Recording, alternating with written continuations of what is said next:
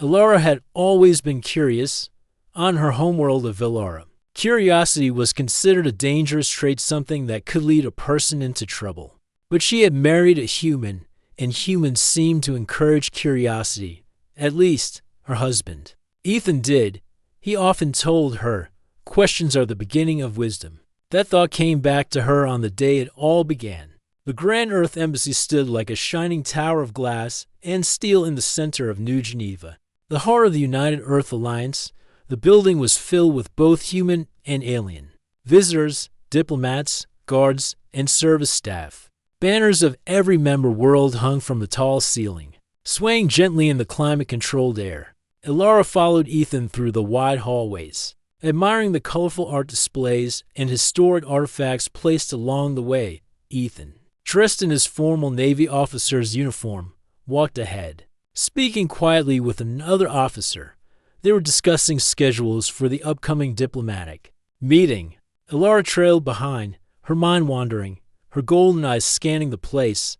The tour guide, a cheerful human woman named Mara, was speaking about the building's history. The embassy was built after the First Galactic Accord, a symbol of peace between worlds. She explained, it contains offices, meeting rooms, cultural exhibits, and secure areas for classified operations. Secure areas. The words caught Elara's attention. She glanced to her right, noticing a tall metal door down a side corridor. It was half open, and a faint blue light came from within. There was no guard outside. She slowed her steps. Something about that half-open door pulled at her curiosity. Ethan didn't notice her hesitation. He was busy with his conversation. The tour group moved forward, turning a corner. For a moment, Elara was alone in the hallway. She looked back toward the open door. Then she stepped toward it. Inside, the air felt cooler. The lighting was dim, except for the glow of a holographic projector in the center of the room. The walls were lined with shelves filled with strange items, ancient tools, fragments of metal, stone tablets carved with symbols she didn't recognize. It looked less like an office and more like a museum. But the hologram in the center was what caught her breath. It showed a great battle in space. Enormous ships, human ships, were locked in combat with alien vessels that Elara had never seen before. Energy beams and plasma fire lit up the darkness. The human ships moved with precision, their formations tight, their weapons devastating. She stepped closer. Her heart was beating faster now. A panel of text floated beside the image. It was written in an old human language, something she couldn't fully read, but she could make out a few words. Archangel Fleet, Siege of Ardent Spire. Year 217 before Accord. Before the Accord, that was impossible. Humans hadn't even reached the stars before the Accord, at least. That was what every history record claimed. Her eyes moved across the room. There were star maps pinned on one wall, showing routes across sectors of space that humans weren't supposed to have visited until much later. Some routes were drawn through regions now ruled by alien empires. Others passed through dead systems she had never even heard of. On one table lay a metallic helmet, its design sharp and angular. It was clearly human in shape, but the alloy was unlike any human metal she knew. A strange feeling came over her, part wonder, part unease. She felt like she had stepped into a part of history that someone had tried to hide. Mrs. Ward. The voice made her spin around. A tall human man in a black uniform stood in the doorway. His face was calm, but his eyes were sharp. He stepped into the room and glanced at the hologram. With one motion, he tapped a control on his wrist, and the battle scene vanished. "This area is restricted," he said in a polite but firm voice. "You're not authorized to be here." Elara hesitated. "I was just looking." "Some things are not for public viewing," the man said. He walked to the door and gestured for her to leave. "Please return to your group." Elara stepped past him, her mind still racing. She wanted to ask what the hologram had been. She wanted to know why humans had records of battles from before their supposed first steps into space. But the man's expression told her this was not the time to ask. As they stepped into the hallway, she saw Ethan approaching from the other side, his brows drawn in mild concern. "There you are," he said, The group's moving to the east. Wing, everything all right? Yes, she said quickly. I just took a wrong turn. The man in the black uniform gave Ethan a respectful nod. Captain Ward, I found your wife in a secure research room. No harm done. Ethan's gaze flicked to Alara. For a moment, she thought she saw something in his eyes, something like worry. But he only said, thank you. I'll take her back to the group. The man left without another word. As Ethan guided her back toward the tour, Ilara's thoughts were a storm. She tried to focus on the art displays and the guide's cheerful voice, but her mind kept returning to the image of the massive human ships firing on alien war fleets. The official history said humans had been newcomers to the galaxy when the accord was signed. But what she had seen told a different story, one where humans had been powerful warriors. Long before that, she decided not to mention it just yet. Ethan clearly knew something, and if she pushed now, he might simply refuse to answer. Instead, she stored the image in her mind, like a puzzle piece waiting to be placed. But she knew one thing for certain. She was not going to forget what she had seen. By the time they left the embassy later that day, Ilara's curiosity had become something deeper. It was no longer just about seeing something unusual, it was about finding the truth. And she had a feeling that the truth would change everything she thought she knew about humans.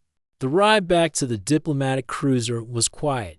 Ilara sat beside Ethan in the small hovercar, the city lights of New Geneva blurring past the window. Her mind was still full of the images she had seen inside that hidden room, the massive human warships, the battle scenes, the strange star maps. She wanted to ask Ethan right there and then. She wanted to demand an explanation, but she also knew that if she spoke too soon, she might lose her chance to learn more. Ethan glanced at her once or twice during the ride. His face was calm, but Ilara could sense his unease. Humans were expressive, but Ethan was a soldier. Soldiers learned to hide their thoughts. When they reached the docking bay, their cruiser's crew saluted Ethan. Ilara followed him aboard, trying to look normal, though her thoughts were far from calm. That night, after their evening meal, Ilara sat by the window of their quarters. The cruiser was in low orbit, and she could see the curve of Earth far below blue oceans. Green continents, white clouds drifting lazily over them. Ethan was at his desk, reading reports. The faint glow of the data pad lit his features. She finally spoke. Ethan, what was that room? He didn't look up. What room? In the embassy, she said. The one I entered by accident. Now he looked at her. His eyes studied hers carefully. That was a restricted area. It's not for visitors. I know, she said softly. But I saw something. A battle. Human ships, huge ones fighting alien fleets I've never seen before. There were old maps, old dates, older than the Accord. Ethan's expression didn't change, but his voice became quieter. Ilara, sometimes the past is complicated, and sometimes knowing too much can put you in danger. That answer only made her more certain he was hiding something. She leaned forward. Ethan, I am not a stranger to secrets. My own world has its shadows. But if there's something important about your people's history, I want to understand. I am your wife. His eyes softened at that, but he still shook his head. It's not just about trust. Some things are classified for a reason. I can't tell you more. Ilara said nothing after that, but inside, her resolve hardened. If Ethan could not or would not tell her, then she would have to find the truth herself. The next day, while Ethan attended a strategy meeting with other officers, Ilara began her own quiet search. She visited the ship's small library, pretending to browse for cultural reading material. Instead, she accessed the historical archives, filtering for records about pre-Accord human space activity. The results were exactly as she expected. Official history claimed that humans first left their home system less than 100 years ago. No mention of Archangel Fleet or battles like the one she saw. But Ilara noticed something strange. There were several years missing from the timeline. In some centuries, decades simply had no public records at all. She remembered her lessons. In diplomacy, missing records often meant deliberate erasure. Later, Ilara sent a message to her homeworld's great archive. She requested access to alien historical data about early human contact. She kept her request vague, asking for unconfirmed early encounters and rumored sightings before the accord. She knew the archivist would take time to respond. But it was a start. That evening, she dined with some of the crew, listening closely to their conversations. Most were simple stories about life aboard the ship. But one older engineer mentioned something interesting. Back in my academy days, he said with a small smile, we used to tell ghost stories about the lost fleets. Supposedly, there were human ships that fought out there before anyone officially says we did. Big, powerful things. But you know, just campfire talk. Ilara smiled politely, but inside her heart beat faster. Not just campfire talk, she thought. I've seen them. 2 days later, her homeworld's archive responded. The message was short, but it made her hands tighten around the datapad. There are scattered, unreliable reports from before the accord of human-like warriors seen in distant sectors. These were dismissed as myths due to lack of proof. One recurring term in these accounts is Archangel. No further verified data available. Archangel, the same word she had seen in that hologram. The coincidence was too strong to ignore. When Ethan returned that night, Ilara decided to test him. Do you believe in myths? She asked casually while they shared tea. He looked at her with slight amusement. What kind of myths? Stories of humans traveling the stars long before the official history says you did. Warriors with advanced ships, fleets called the Archangels. Ethan's hand froze on his cup for the briefest moment. It was only a second, but Ilara noticed. Just stories, he said, setting the cup down. Myths often grow from misunderstandings. But sometimes myths are based on truth, she replied softly. He didn't answer. And they finished their tea in silence. That night, Ilara couldn't sleep. She stared at the stars outside their window, thinking of the maps on the embassy wall. She imagined human fleets moving across them, fierce and unstoppable. If those fleets really existed, why would humans hide that history? And what happened? To them, the more she thought, the more she understood something important. This secret wasn't just about history. It was about power. If humans had once been so strong, perhaps some feared what would happen if that truth came out again. A week later, the diplomatic cruiser traveled to a neutral space station for trade talks. Ilara decided to explore the station's public archives. She moved from one dusty terminal to another, scrolling through old starship registries, battle reports, and migration logs. Most of it was routine. But then she found a fragment from over 400 years ago written by a merchant captain from the Zorth species. It read, saw them again today, all warriors in silver armor, speaking in strange tones. They call themselves humans. They warn ships away from the ardent spire. Their leader wears a winged crest and carries a weapon that hums like the stars. Ardent Spire. She had seen that name too, floating beside the battle hologram. Her pulse quickened. She copied the file to her datapad. This was the first solid alien record she had seen that supported the idea of ancient human fleets. But she wasn't careful enough. As she left the archives, a figure stepped out from the shadows, a thin alien with pale skin and black eyes. His voice was low and cold.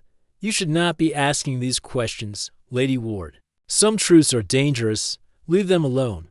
Ilara felt a chill run down her spine, but she lifted her chin. Dangerous for whom? The alien did not answer. He simply walked away, disappearing into the station's crowded market. Ilara stood there for a moment, her heart pounding. That warning only confirmed her suspicion.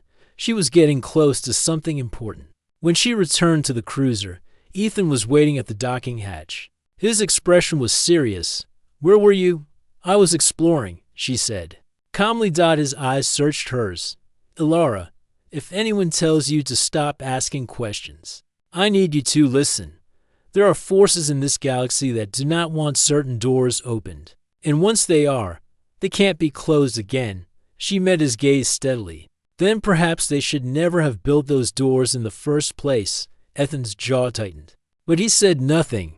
Inside, Ilara felt a new determination. She had started with simple curiosity, but now it was more than that. This was about truth, and she was not going to stop until she found it. The warning from the pale-skinned alien lingered in Ilra's mind like an echo she could not silence. Some truths are dangerous, he had said, but the more people tried to stop her, the more determined she became. For several days, she kept her search quiet. She didn't mention the alien's words to Ethan, not yet. She knew he would only repeat his earlier advice, leave it alone. But she couldn't. She had begun to piece together fragments. The name Archangel Fleet, the siege of Ardent Spire, strange human warships and battles from long before their official history began. And now she had alien witness accounts that matched. Those hidden records. The problem was that she still didn't know the full story. And without proof, her questions could easily be dismissed as fantasy. One night, as the cruiser drifted in deep space on its way to the next diplomatic assignment, Ilra walked into the observation deck. The wide glass panels looked out into the endless black, dotted with cold stars. Ethan was already there, standing with his hands behind his back. His gaze was fixed on the distant lights. "You're still searching," he said without turning. Ilra hesitated. "I am. I told you it could be dangerous, and I told you," she replied, stepping beside him, "that I cannot ignore it. If your people's history is incomplete, if someone erased the truth, doesn't that matter?" Ethan exhaled. Slowly, "It matters more than you realize. But not all knowledge brings peace, Ilra. Sometimes it brings war." She looked at him carefully. "You know something, don't you? More than you've told me." His jaw tightened, but he didn't answer. That silence was all the confirmation she needed. The next day, she received an encrypted message on her personal datapad. It had no sender's name, only coordinates and a short sentence. "If you want the truth, come here." Ilra knew it could be a trap, but she also knew she couldn't ignore it. She approached Ethan later that evening, when they were alone in their quarters. "There's a place I want to see," she said carefully. "A derelict station in a restricted sector. I think it holds answers." His head turned sharply toward her. "Restricted for a reason. Who told you about it?" "I can't say," she replied. "But I need to go. I can't let this go." Ethan, for a long moment, he stared at her. Then, to her surprise, he said, "If you go, I'm going with you." 2 days later, they left the cruiser in a small, unmarked shuttle. The station lay in the shadow of a dead star, far from normal trade routes. As they approached, its massive structure came into view, a silent skeleton of metal, drifting in the void. Broken antennae and shattered docking bays jutted out at strange angles, like the bones of some ancient beast. Ethan piloted the shuttle toward one of the still functional docking ports. "Stay close to me," he said as they stepped into the station's dim, dust-filled corridors. The place smelled of old metal and stale air. Their boots echoed on the deck plates. Most of the lights were dead, but some flickered weakly, casting long shadows along the walls. They passed rooms filled with abandoned machinery, crates marked with faded human symbols, and broken consoles that once must have glowed with life. In the central chamber, they found a large holographic table, still powered after all these centuries. Ethan brushed the dust from its surface and activated it. The image that appeared made Ilra's breath catch. It was the same fleet she had seen in the embassy, only now the recording was longer and clearer. Dozens of massive human warships moved in precise formation. Each ship bore a winged crest along its hull. Their weapons blazed against a swarm of alien vessels. The battle's location flashed on the display. Ardent Spire Defense Grid, year 217 before Accord. Ethan's voice was low. This was the Archangel Fleet, the most advanced force humanity ever built. They didn't just defend Earth, they patrolled the galaxy, enforcing peace, or dominance, depending on who you ask. Ilra turned to him. "Why is this not in your history?" "Because it ended badly," he said quietly. "Very badly." The hologram shifted to a second recording, this time showing the Archangel Fleet not in battle, but turning their weapons on each other. Massive ships shattered under the fire of their own kind. Entire squadrons broke apart. Ethan continued. The Archangels had power no one could match. But some leaders feared that power would be abused. The fleet split into factions. One side wanted to keep controlling the galaxy. The other wanted to step back, let civilizations grow on their own. There were nearly destroyed human civilization entirely. Illyra's voice was barely above a whisper. So your people erased the past? Yes, after the war, the survivors agreed to destroy all advanced weapons, dismantle the fleet, and return to a simpler era. They hid the records, hoping no one would try to rebuild what had been lost. She looked at him with both awe and disbelief, and it worked for centuries until now, Ethan said grimly. Some groups want to find the Archangel technology again. If they do, everything that happened before could happen again. Before Lara could reply, a sudden sound echoed through the station, a metallic clang from somewhere down the hall. Ethan's eyes sharpened. We're not alone. They moved quickly, shutting down the hologram and heading for the shuttle. But the corridors seemed darker now, the shadows deeper. Halfway to the docking bay, a voice called out from behind them. Leaving so soon? They turned to see three figures emerging from the shadows, two humans and one alien, all dressed in black armor. Their weapons were drawn, but not raised. You've seen too much, the lead figure said. The Archangel project is not for outsiders to know. Ethan stepped forward slightly, his hand resting near his sidearm. If you wanted us dead, you'd have shot already. So what do you want? The man's visor tilted toward Illyra. We want her to stop asking questions, and we want whatever data she's gathered. Illyra kept her face calm, but inside her, pulse was racing. If the truth is so dangerous, she said slowly, then maybe it's because you're afraid of what people will do with it. The man didn't answer. Ethan's voice hardened. We're leaving. Tried to stop us, and you regret it. For a tense moment, no one moved. Then the armored figures stepped aside, letting them pass. Once back in the shuttle, Illyra sat in silence as Ethan set course for neutral space. Her mind was spinning with what they had seen. The Archangel fleet was real. The war was real. And there were still people now trying to control the remnants of that power. Ethan glanced at her as the stars stretched into lines. This is why I didn't want you involved. The moment you know the truth, you're a target. Illyra met his gaze. Then maybe it's too late to go back. She looked out the viewport at the endless dark ahead. Somewhere out there, pieces of the Archangel fleet might still be waiting to be found. And now that she had seen the shadows of the past, she knew she could never stop searching. The shuttle drifted through the quiet darkness between the stars. But Illyra could not rest. The images from the derelict station played again and again in her mind, giant human warships. The Archangel fleet, the final battle where they turned on each other. She could still hear Ethan's voice explaining that the fleet had been erased from history to protect the galaxy from its own power. But there were still gaps in the story. Important gaps. Ethan sat at the controls, his eyes focused on the navigation display. The hum of the shuttle's engines was the only sound between them.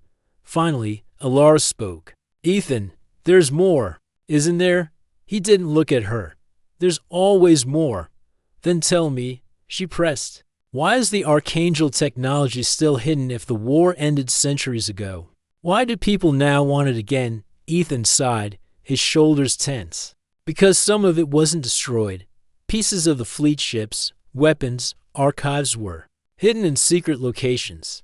No one could agree on destroying everything. Some thought it might be needed one day, if the galaxy faced a threat. Too big to fight with ordinary means, Illyra's mind raced, and now someone is trying to find those pieces. Yes, Ethan said quietly. If they succeed, the balance of power will shatter. Old rivalries will flare. Wars will come. When they reach the cruiser again, Illyra expected to return to her normal diplomatic role. But things had already changed. She noticed subtle signs, extra guards near her quarters, coded messages flashing briefly on crew terminals, quick glances exchanged in the corridors. She realized she was being watched. That evening, she found Ethan in their quarters, speaking in low tones over a secure channel. When he ended the call, she asked, "Who was that?" "A friend," he replied. one who knows where the rest of the Archangel records might be. Ilara's breath caught. Where? Deep inside the core archives on Titan, he said. A vault that holds classified history. If we can reach it, we might learn exactly what happened to Dan, who's searching for the technology now. Then, we go, Ilara said without hesitation. Ethan studied her for a moment. It won't be easy. The vault is guarded by layers of security. And if we're caught, we won't be caught, she said firmly.